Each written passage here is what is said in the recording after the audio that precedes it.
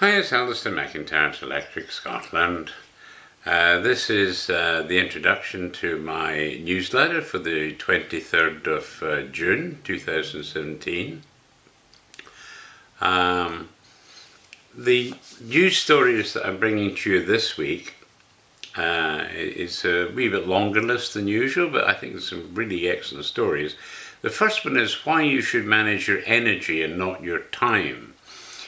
I've been reading for quite some time now that that people are just working more and more hours to try and get more and more done, and they're even working at the weekends and so forth. This article is actually saying that you don't need to work all these extra hours, that you should take time for yourself and actually get much more productive. So when I read that story, I thought I really should post that up. It's maybe not a news item per se, but it's certainly something that I think you'd be worth. If you're feeling a lot of stress at work because of all the hours you're doing, maybe just taking time to read that story might be well worthwhile for you. The next one is Scottish Food Watchdog wants revolution on food sales. Essentially, they are talking about taking some radical steps on the way food is displayed and promoted within supermarkets, because we're obviously buying too much food that's got too much sugar, salt and fat in it, and they're saying that we need to change the way we market these foods. So I thought was an interesting story, because clearly obesity is a major issue. I think they said something like 30% of Scots are obese, and that could go to 40% in another 10 years' time. So clearly that's a big issue, because it's got health issues, cost issues and everything there. The next story I spotted was the story of the Hillman Imp. I don't know if any of you remember the Hillman Imp. It was a small car made in Scotland, and it was designed to compete with the Mini. So I thought to myself, that was an interesting historical time in Scotland when we actually had a car manufacturer. So I thought you might be interested in reading about it. Next story is Crawford Faulkner talks to Giles Dilnot about Brexit and trade. Faulkner is the former New Zealand trade ambassador to the World Trade Organization, and he calls Brexit an enormous opportunity. So I thought you might be interested in listening to that interview. The next story I have for you is Nicola Sturgeon and Ruth Davidson share a lift and make amends. It says the stunt was for a special tribute episode of Channel 4's The Last Leg, marking a year since the death of MP Jo Cox. I actually enjoyed the wee video, so I put a link to it, and I hope you'll enjoy watching it as well. How to survive on a remote Scottish island with just your husband. It says there's no room for cabin fever on the island of Soy, a tiny blotch of land off Skye, where Robert and Anne Cholon make up 2/3 of its population. So again, I thought that was a kind of human interest story, and I just liked it, and I thought I might share it with you. Then we had a story of the Clan Crest Explained, and the featuring Clan McGregor. So there's a lot of people on the site enjoy information on clans. I thought I'd bring you that story. Next one is a break from the jurisdiction of the European Court is a must. As the formal Brexit negotiations get underway, the government must grapple with pressing questions about EU citizens' rights and the future role of the Court of Justice of the European Union in our domestic affairs. And again, this follows up on the fact that we must have a proper Brexit. We must leave the European Union, but we must also leave the single market and also not be under the European Court of Justice either. So this explains that to you. Then David Davis and EU rule out soft Brexit. It says David Davis and the EU slammed the door on any prospects of a soft Brexit. So frankly, that should mean we should stop talking about soft and hard Brexit and just talk about Brexit. And that, by the way, means we leave the EU, the common market, and the European Court of Justice. So again, I thought it was well worth you reading that one. Why won't so many in the media ask questions of the EU? It says, for a year, many in the media have recycled old, tired materials from the referendum.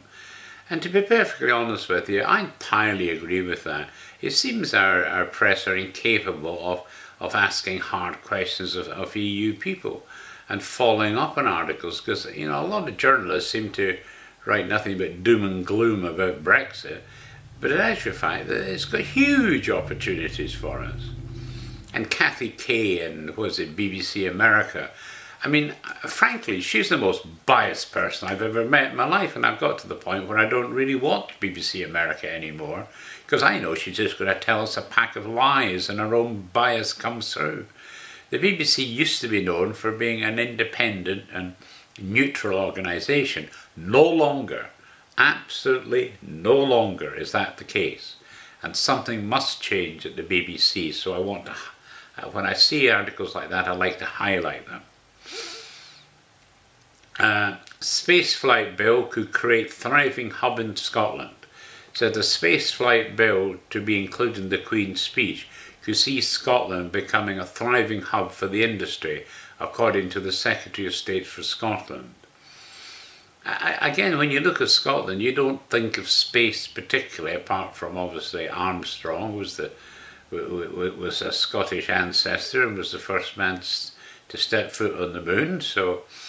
But in fact, Scotland's got quite a thriving wee space industry, and I thought this article would perhaps tell a little bit more about that. So I thought you might find that interesting. The next story is report proposes sweeping reforms of Scottish Parliament. This is a report that proposes sweeping reforms to improve its effectiveness. And I thought to myself, well, that's well worth a read to see what they're talking about. Scottish potato exporters eyeing new market in Kenya. It says Scottish seed potato growers may have another export market in the future following successful growing trials in Kenya.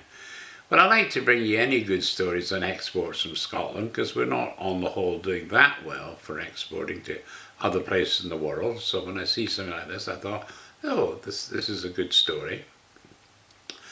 Then I've got Humanity Must Head to the Stars to Survive. It's by Stephen Hawking. And I thought, yes, because I'm one of those ones that would like to see Trump putting a priority on getting to Mars, to be honest with you. I think we need something like that to drive us on. So I thought you might find that interesting. Then I've got robots, drones, aeroponics and hydroponics. How science is improving agriculture. This is by Tony Treeways in an article in Think Scotland. I thought that was interesting because I like to see how we're making progress in agriculture. Then the next one is alcohol-linked deaths are 54% higher in Scotland. It says an average of 22 people a week died from alcohol-related causes in Scotland in 2015, figures show. The figure is 54% higher than in England and Wales. But we've always known alcohol is an issue in Scotland, and I think it's right that we should highlight this kind of story, and so we understand the issues and problems. And then I spotted an article about blood testing for golf, and it says, about bloody time, says Greg Norman.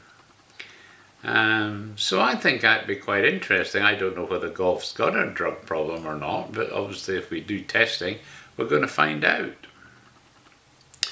Then I spotted another story, the mystery of Scotland's 5,000-year-old stone balls. It says more than 400 of them have been found, mostly in Scotland at sites such as Scarabray in Orkney and Fivey in Aberdeenshire. But no one really knows what these small carved stone balls were used for. So again, I thought that was an interesting article, so I hope you might enjoy reading that. Then I've got Scotland's first indoor vertical farm to start up in the autumn. So Scotland's first full-scale indoor vertical farm is being built at the James Hutton Institute near Dundee. And again, this is one I highlighted in the Scottish Innovation Party on the site. about the possibilities of doing vertical farms. So I was delighted to see this is a first start towards trialling this aspect of farming. Then I've got a story about the HMS Queen Elizabeth prepares to sail from Rosyth Dockyard. As the flight deck of HMS Queen Elizabeth is 70 metres wide and 200 metres long, enough space for 3 football pitches. So this is our new aircraft carrier. So I thought, that's interesting.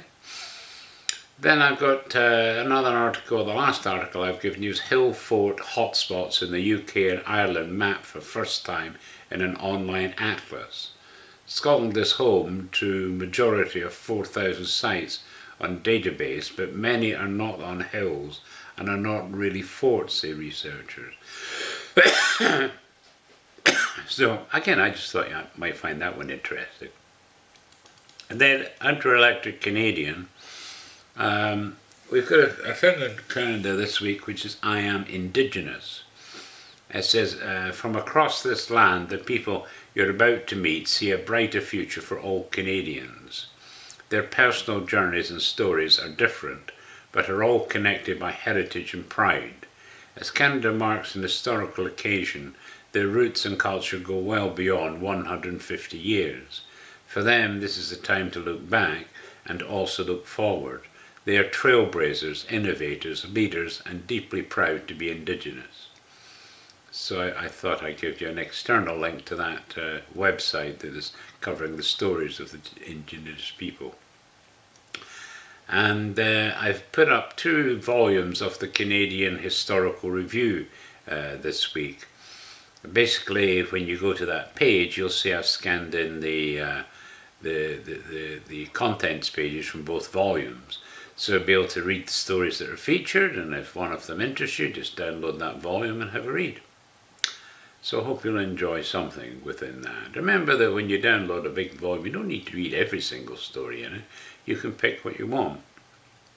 And then there's one article from Conrad Black this week. It says, Great Again. And I'll give you a link on that. For Electric Scotland, I've put up the 1911 edition of the Fulford Directory and Yearbook. We're getting towards the end of the, I think I've got maybe 2 more to put up, and then that's all the ones I can find. I've given you a couple of wee stories from it, which I hope you might enjoy. In actual fact, one is about golf, the golf girl. It's a wee poem. She said, I am aweary, I cannot make my bed, nor help with the preserving, nor dust my room, she said. And, leaping from the hammock, she seized her bag of sticks, and did the 18 holes in just exactly 96.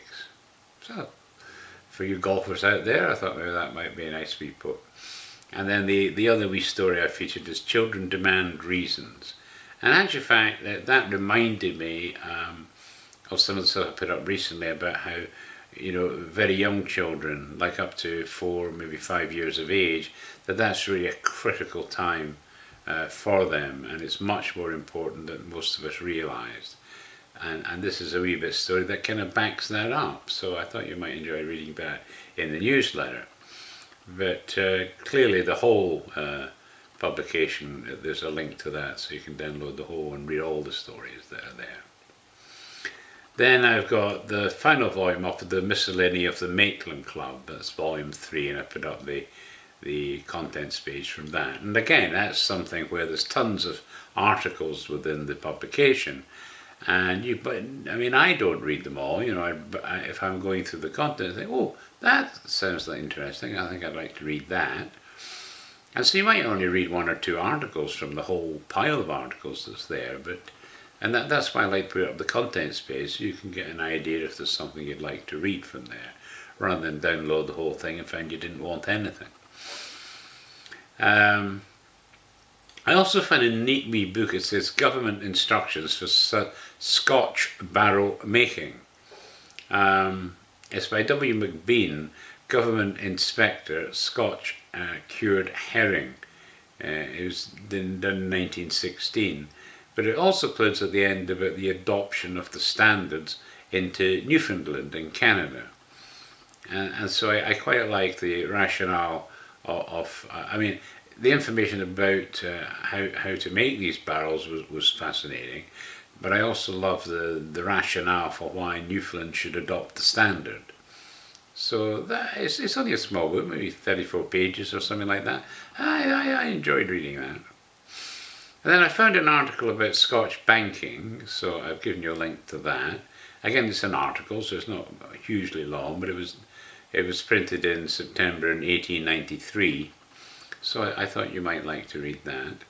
Then I've got the Scotch-Irish and their first settlement on the Tyger River, another neighbouring precincts in South Carolina, a centennial discourse delivered at Nazareth Church in Spartanburg District, South Carolina by George Howe, and this was printed in 1861. Again, I thought, well, that just shows how the Scots and Scotch-Irish, moved to America and settled, and I thought you might enjoy reading that book. And the story this week is essentially about crosses of Rowantree used as charms. And in this particular story, I've actually given you a picture of my old home in Grangemouth in Scotland, where you'll see that we actually had a rowan tree growing on the left-hand side of the drive as you drove into the house. So I've given you a little picture. It's not maybe but it's got quite a lot of the branches coming over.